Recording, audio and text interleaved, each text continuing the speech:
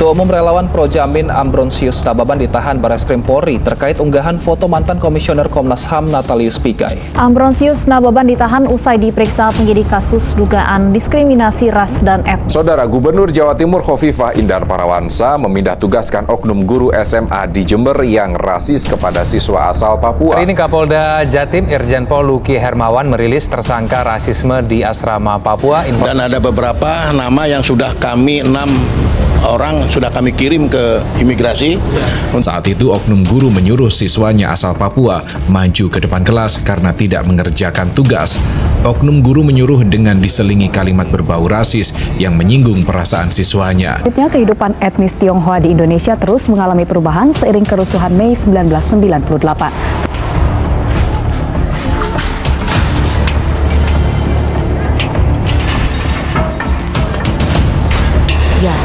Kerusuhan, penjarahan, kekerasan seksual Mei 1998 Trauma. menjadi titik takut dan merasa terancam. Setidaknya inilah yang dirasakan warga negara Indonesia Tionghoa saat itu.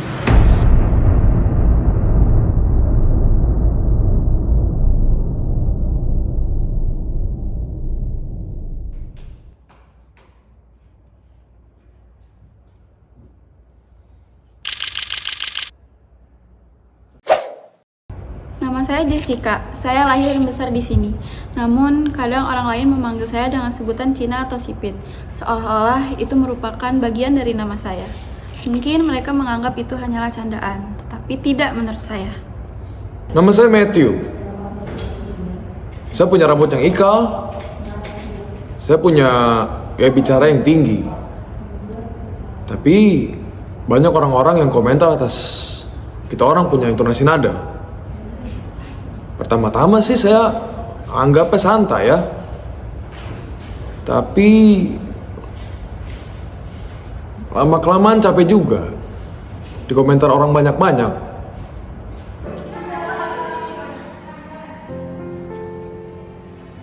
Aku lebih suka yang macet sama misi Tina, geseran dong, jadi jalan. sorry ya.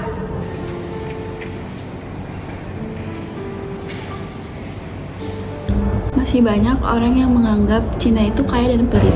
Jess, traktir kita dong. Lu kan Cina, pasti kaya. Stereotip seperti itu sudah melekat pada diri mereka, sehingga saya sudah terbiasa mendengarnya.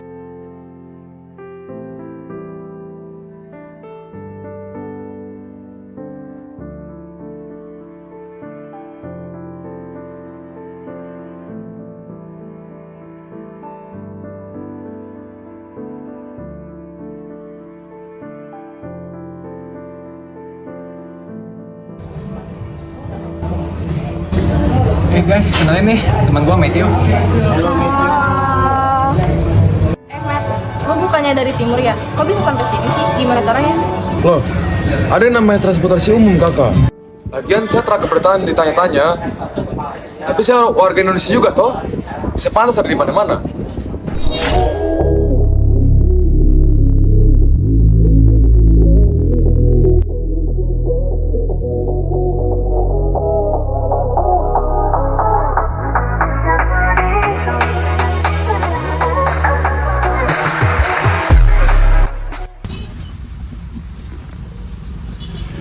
Ngapain sih ada orang timur segala?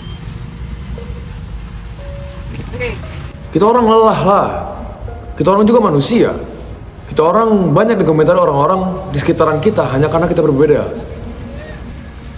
Kadang saya sulit percaya diri karena stereotip yang diberikan orang sekitar kepada saya, dan saya merasa tidak dianggap sebagai orang Indonesia.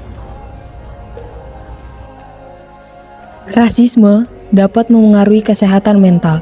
Dampaknya tidak ringan, membuat seseorang merasa tidak diterima di negara sendiri.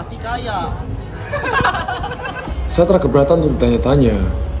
Tapi terkadang capek juga toh untuk membuktikan bahwa kita orang pantas di sini.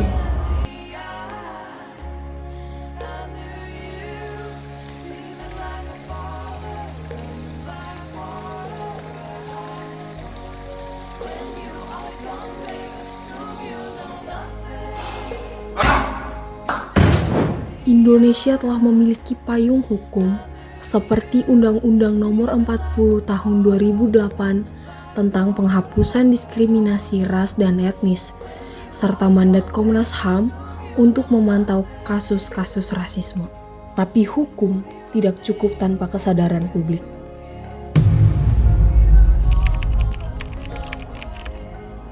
Saya sadar stereotip itu tetap masih ada dan kadang kata-katanya sulit untuk diterima. Namun saya belajar untuk memahami bahwa hal itu datang dari ketidaktahuan. Saya tetap memilih untuk menghargai diri saya sendiri tanpa membalasnya dengan kebencian. Cara saya menghadapi orang-orang yang mengganggu saya, ya saya tidak terlalu memikirkan mereka ya, karena untuk apa juga dipikirkan gitu. Terus saya pun sekarang paham, banyak orang-orang Indonesia yang belum terbuka akan budayanya sendiri. Jadi sebelum orang-orang menilai kita orang punya nada, kita orang punya warna, pahami dulu manusianya. Karena kita orang pun pengen mengerti satu sama lain. Indonesia yang besar bukan Indonesia yang seragam, melainkan Indonesia yang menerima semua warna kulit, semua wajah, dan semua cerita. Rasisme tidak akan hilang dalam satu hari, tapi perubahan bisa dimulai dari kita.